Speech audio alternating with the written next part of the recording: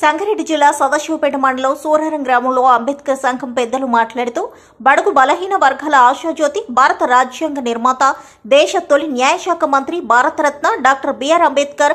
ఈ సందర్భంగా అంబేద్కర్ వర్ధంతి నివాళులర్పించిన సంఘం పెద్దలు Praveen Kumar, ward member SC colony Srinivas, Dhanraj, Srinivas, Machhender, Nagaraju, Raju, Pavan, Ashok, Ambedkar సంఘ పెద్దలు పాల్గొన్నారు. అంబేద్కర్ 68వ వర్ధంతి జరుపుకుంటున్నాం.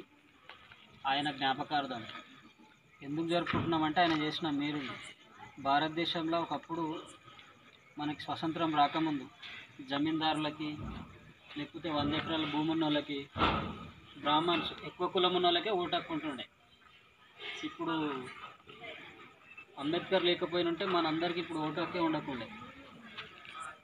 ఆయన మన ఓటు హక్కు కోసం ఎన్నో దేశాలను ఒప్పించి, అన్ని దేశాలకు అనుగుణంగా మన దేశానికి కూడా బ్రిటిష్ వాళ్ళని ఒప్పించి, మన దేశ జవహర్లాల్ నెహ్రూ వీళ్ళందరూ కూడా అప్పట్లో భూస్వాములకే ఇవ్వాలి, డబ్బున్న వాళ్ళకే ఇవ్వాలి, చదువుకున్న వాళ్ళకి ఇవ్వాలి ఓటు హక్కు అన్నారు అప్పుడు.